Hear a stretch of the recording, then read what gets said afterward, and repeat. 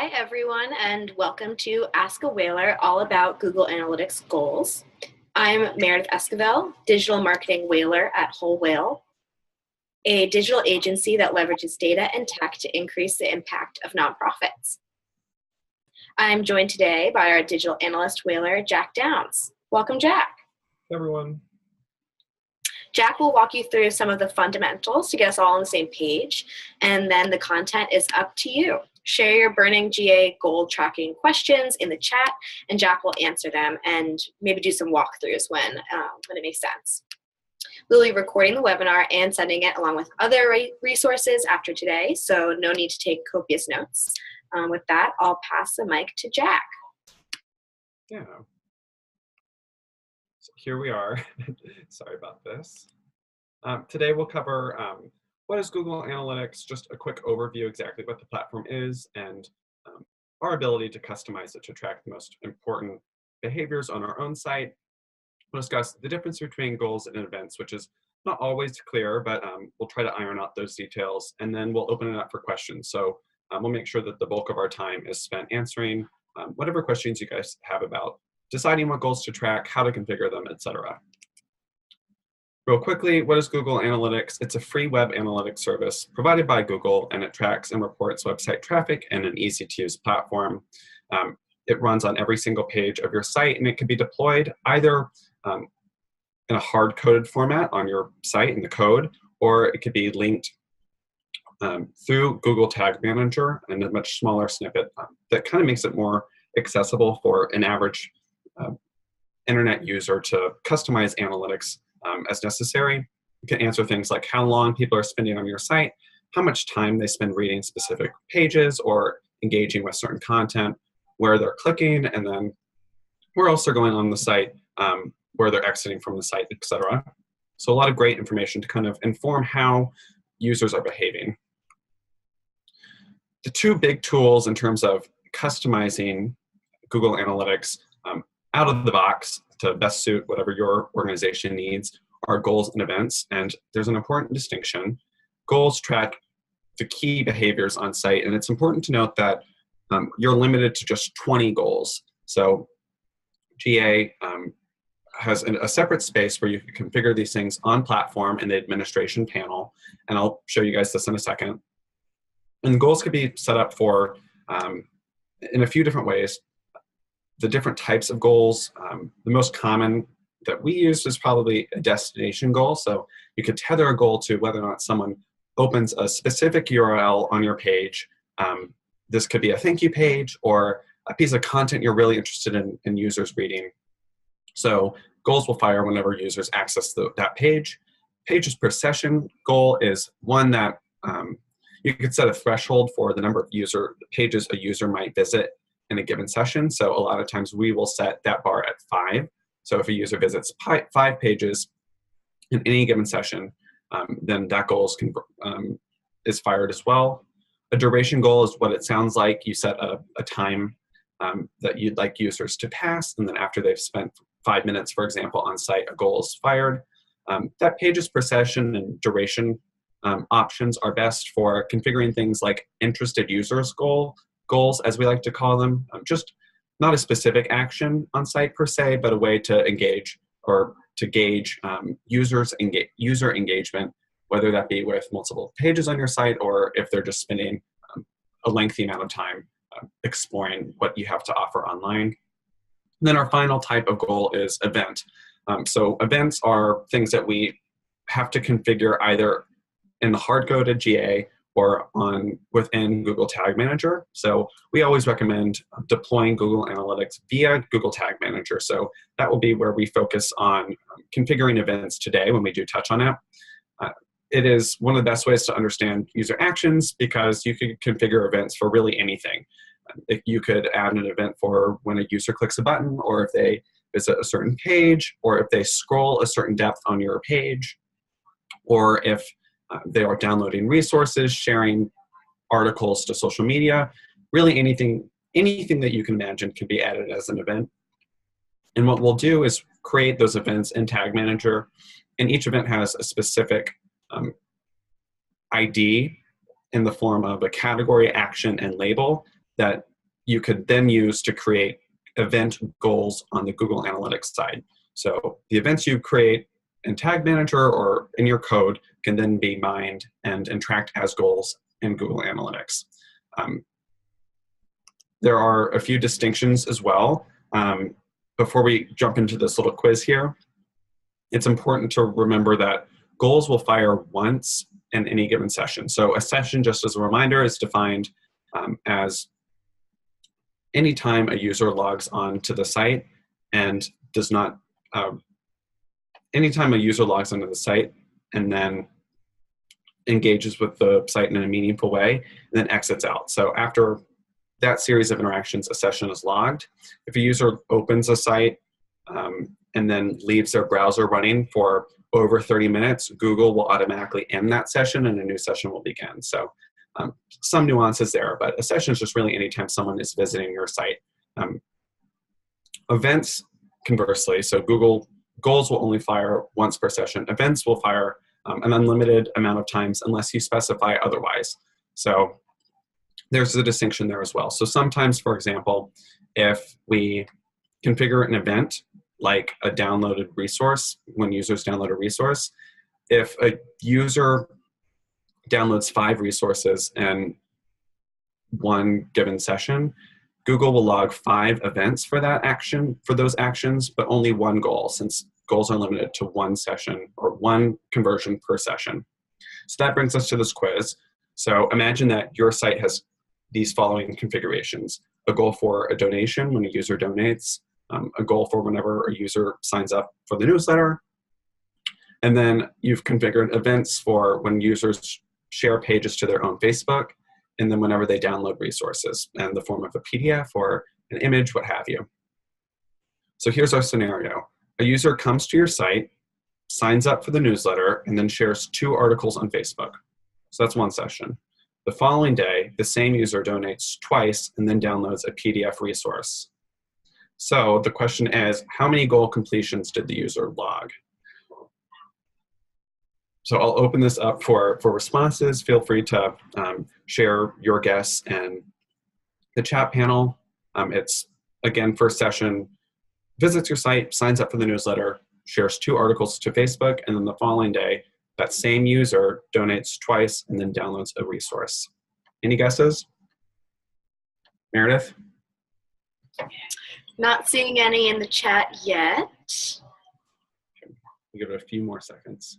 You have 1 for 3, 1 vote for 3, 1 for 1 goal and 2 events.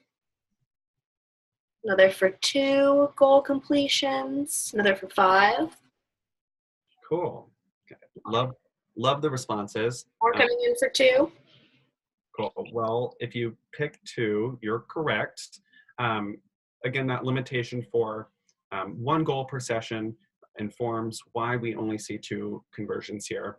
So I've outlined those conversions in green. So when a user signs up for the newsletter, that's the first conversion. Then they close out for the day and visit again the following to begin a second session. Then they donate twice, maybe using 2 different cards.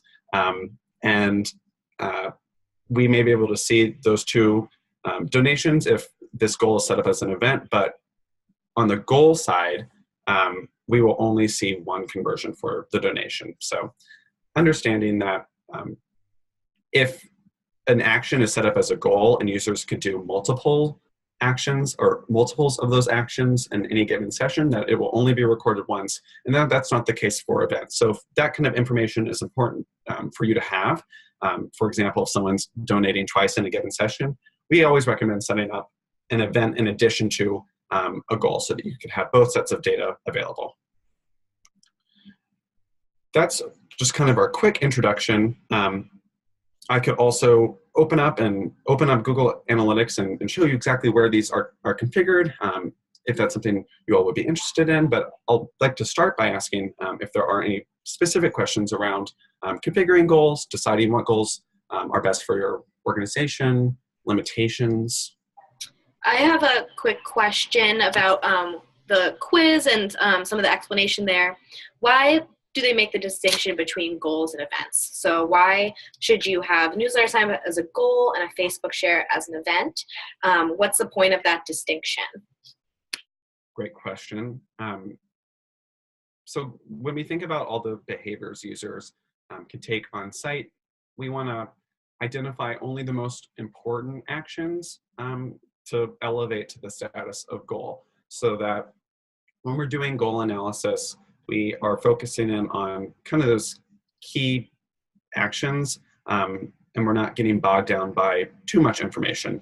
So for this particular organization, adding users to their email list and getting as many donations as possible throughout the year are their two most important goals. Whereas something like sharing a page to Facebook and downloading a resource are important to track, but ultimately they're supplementary actions to those eventual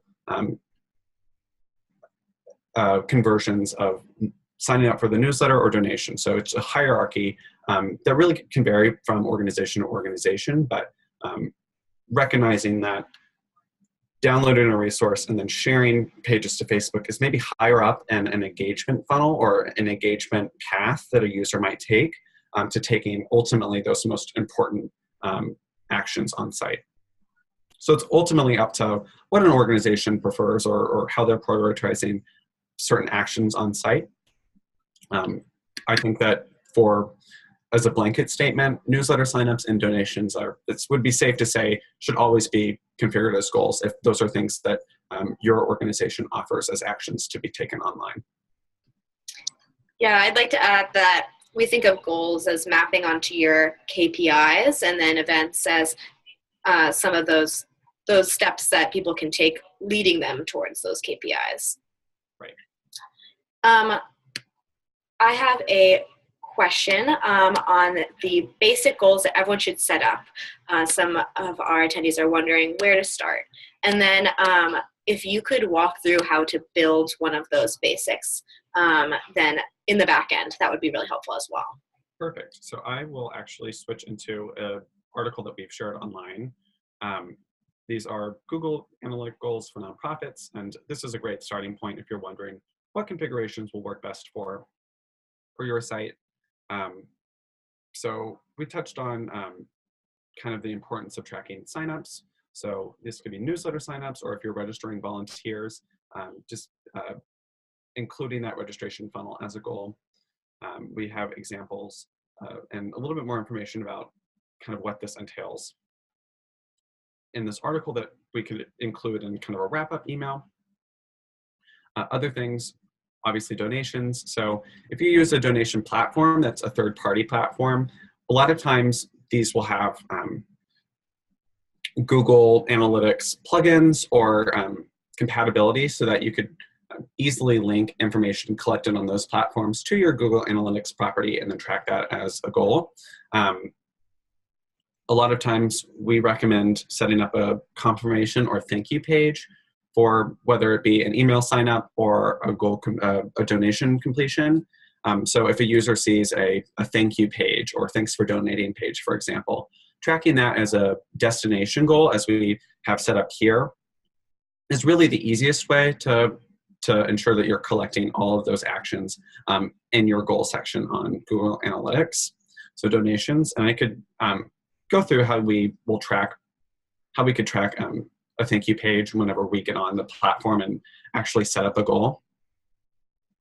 Other things to consider would be outbound link clicks. So an outbound link click is users clicking to any hyperlink on your site that takes them off of your own website. So this could be a link to a news article you're cited in, or a click to a third-party site where users could sign up to volunteer.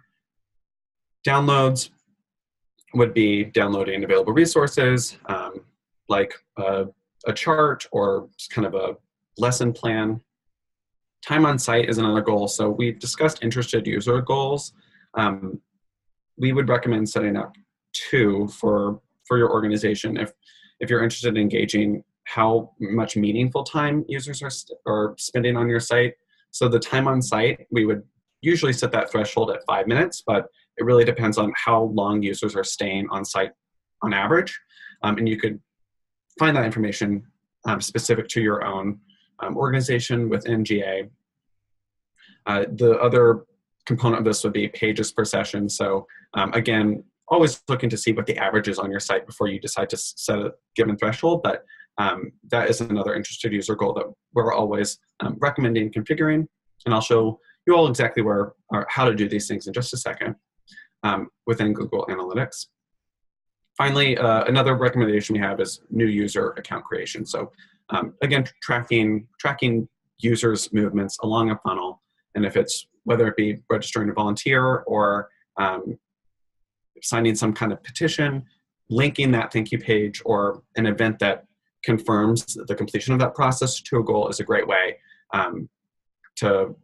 or a great idea for configuring an event to track the most key behaviors on your site within GA. So this resource is available. I'll show you exactly where to do this in our own Google Analytics account. So goals are configured in admin, which is this little cog or gear in the bottom left-hand corner. And then you go at the view level into goals. You guys could see kind of what we've done here. So for the most part, our events are destination goals since we've decided to link thank you pages and other kind of confirmation pages to the end of user actions so that we don't have to rely on compatibility with a third-party site to verify some of these actions. So we could look at email registrations. So you go into goals and you go into goals setup. This would be kind of the first step. Google has these template goals available that are nice, but we almost always will go and choose the custom option. You choose continue. And then you could look at goal descriptions. So you just want to name it something quick and easy that everyone in your organization could recognize as the action you take on site. Then you choose the type of goal. So we touched on this a little earlier. You have a number of options. You get destination goals, duration goals, pages per session, and then event as well. So in this instance, we've set up a destination goal. So when users sign up online for our newsletter, they are taken to a page that includes either the term subscribed or confirm dash email. So using this regular expression, we're pulling in any time a user lands on a page with either of these terms included. And so imagine for a second that this funnel isn't turned on. I'll explain what this is in a second. But if this was all your configuration was, anytime someone landed on a page, then a goal would fire. Here we've taken the additional step of configuring or adding a goal funnel. So this is an additional requirement. So not only do users have to land on this page for a goal to convert, they also have to see this thank you screen the step before or anytime before a user ends up subscribing or confirming their email. So if that was an absolute rule we wanted to add to this goal, we would choose required. If we wanted to add this step as something to track to see how many users are arriving on these pages before confirming, then we say that it's not required. Another thing that is, I think, helpful to point out is that when you're setting up goals here, if that event or that destination page has been on site for some time, you can verify this goal to see how often it will convert before pushing it live on site. So Google makes it so that goals cannot be deleted. They could be changed. The goal details can change over time, but for continuity, we recommend making sure that these are pretty evergreen, that you don't have to change them often. Otherwise, long-term data can be skewed. But we verify this goal just to see how the configuration will work before ultimately we save and then we push it live. So that's just an example of a destination goal. I'm going to show real quickly an event goal, and then we could open it up for an additional question.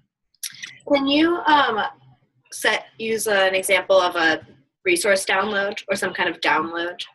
Sure. So I think that the podcast download will be a good place to start. So again, we choose custom for the goal setup. And then for the goal description, we just quickly name it podcast downloads. Something that, again, anyone in your organization could recognize. And then we are choosing event goals because a download is typically going to be an action. It will require some kind of button click or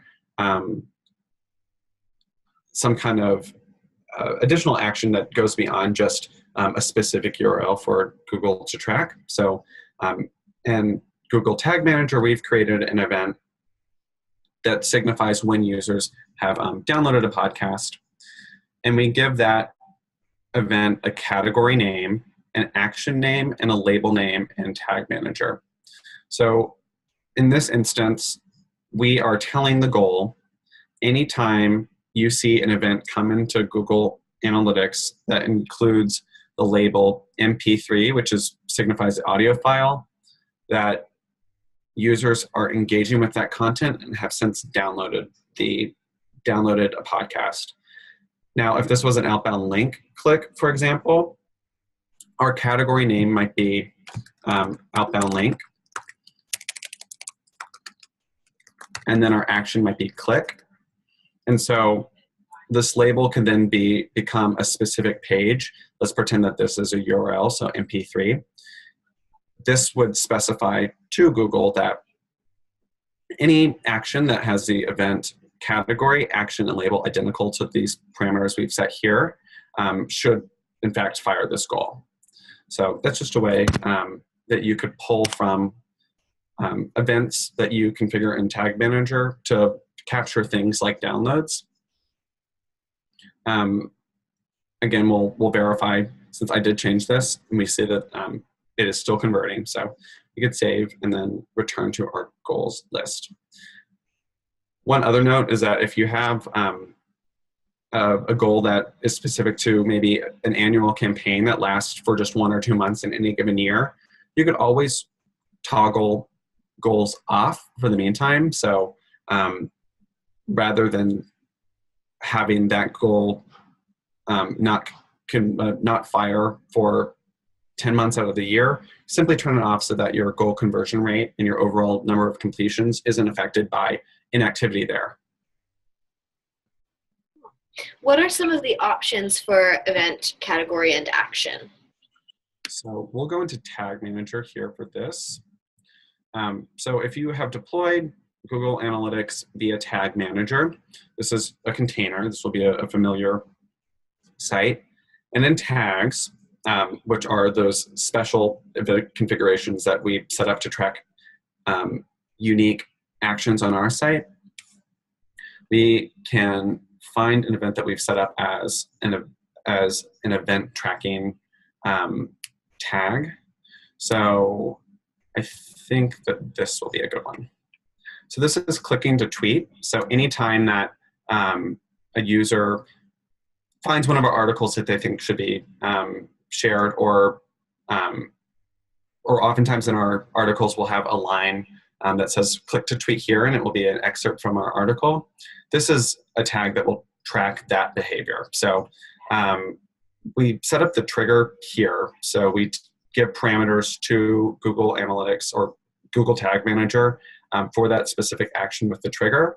And then the tag is how that information is packaged and sent to Google Analytics. So if this was a goal, we would look at how we've named categories, actions, and labels to pull directly from this tag to a goal conversion. So in this instance, we've said our category will be click to tweet, and that our action and label will pull information from that click dynamically.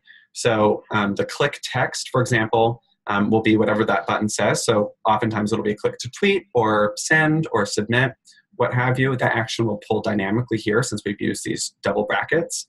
And then the same goes for the label. So here we've included click URL, and variables native to Tag Manager can be included in these double brackets. And I don't mean to wade too deep in the waters with Tag Manager since this is a little bit more advanced, but just to illustrate that pulling in click to tweet, setting this as an event parameter, and then click text as your action, will be enough information if you were to configure this as a goal for Google to recognize a user taking these actions as a goal conversion.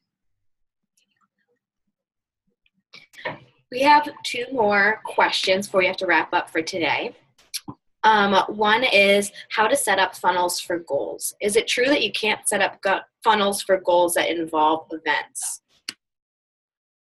So the event funnels are oftentimes best tracked in a dashboard, in a Google Analytics dashboard. When we're setting up a funnel, for example, we'll visit the email goal again with that funnel that already exists.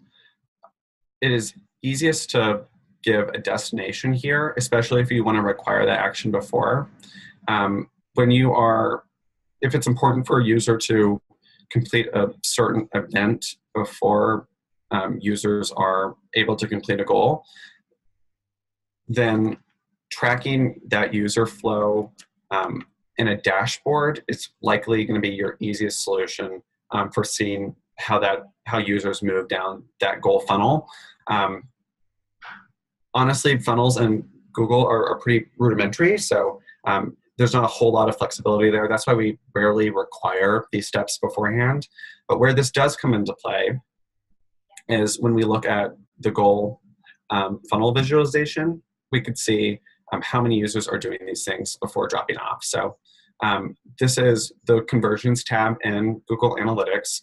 You could see an overview of your goals here, and then click into any of these reports for additional information on how users are arriving at that completion point.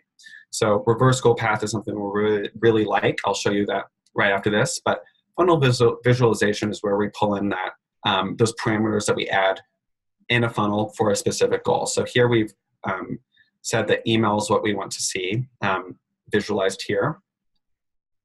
And so we have this number of email conversions, 965.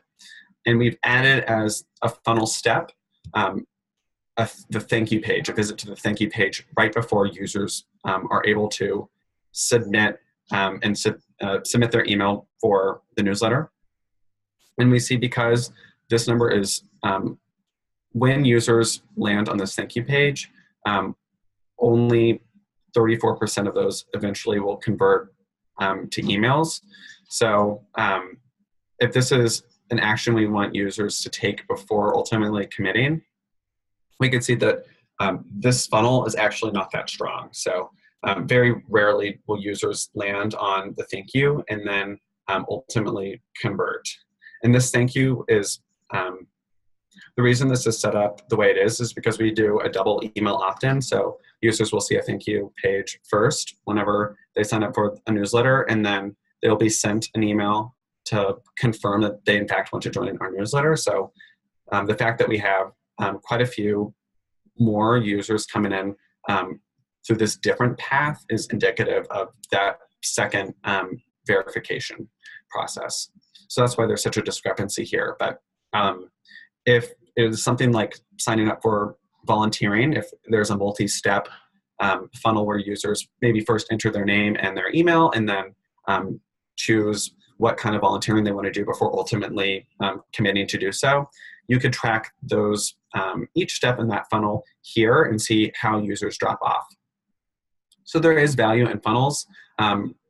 You could also see user behavior before converting and reverse goal path without kind of outlining those pages beforehand. So here again is our email goal, and what the reverse goal path will do will list the most common ways users go about converting. So we've given subscribed as the destination goal parameter. So when a user lands on subscribed, we know that they have confirmed that they want to sign up for the email. And then step one would be the previous step immediately before they subscribe. So entrance is when users first open up and begin a session. This is an example of when users are doing that double opt-in where they're clicking in off of their email. But we see right before that users are subscribing after visiting this specific tips page that we have linked on our site. So we see that 6% of email conversions include this page. So we know that there's a lot of value in this specific resource in terms of driving email conversions. So this reverse goal path is really useful in terms of understanding how different parts of your site ultimately inform a given action.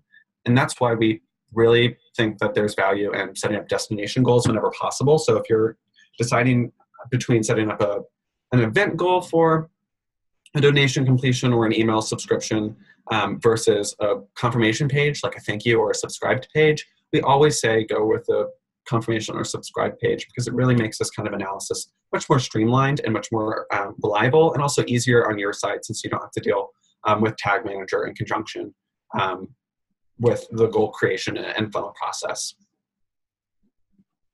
Great. We have one question I want to get to before we sign off, but I do also want to be mindful of everyone's time. So if you can't stay on, don't worry. We are recording, and we will be sending the recording as well as other resources after today. But the final question that we'll cover is a little bit of a case study. So this organization wants to figure out how much time their users spend reading blog posts so they can figure out when an email capture banner should appear. But their average time on site or on page numbers are kind of junky because they get a lot of traffic from Facebook or other social media channels, and that traffic has high bounce rate or leaves pretty quickly. So can you use goals or events, like one for duration, to help them get a better idea or better data on time on site so that they can set up a more effective email capture? Yes. So the first thing I would suggest doing for getting a clearer sense of how long users are spending on site would be to use segments to look at the overall time users are spending on a given page. So we'll look at our pages, for example. So we could see this average time on page here for any of our articles.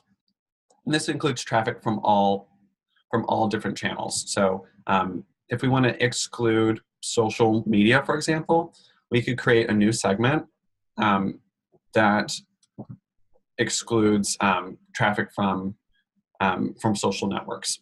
So we'll do traffic sources, and then we'll say does not contain. Let's do organic instead. I think that this will give us better data. So we'll do medium exactly matches organic. And then if you haven't used segments before, a good way to see how this will shake out in your data will be to look at this summary here. So we'll see that we're only going to be taking in data from about 81 users, since that's how many users we have that are organic. So we'll save this segment. And this could be, you could say organic, or it could be does not include social, or any kind of parameters you want.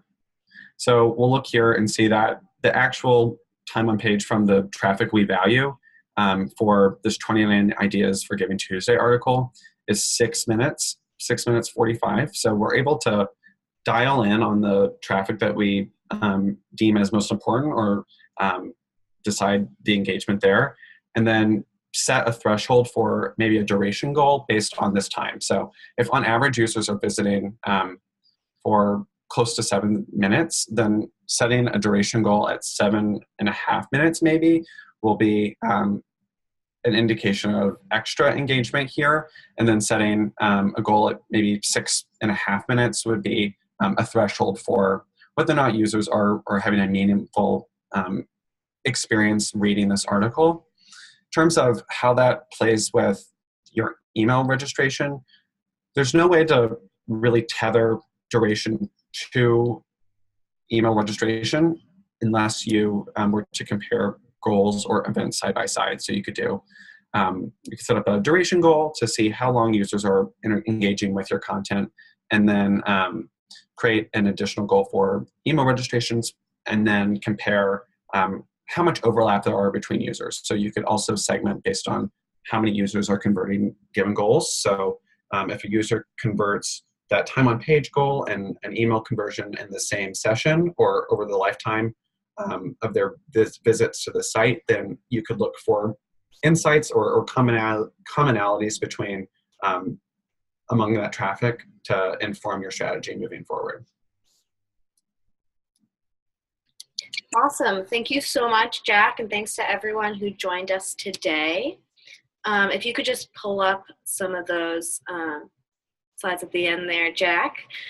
Feel free to reach out to us on Twitter or via email if you have additional questions, and check out our website for more resources.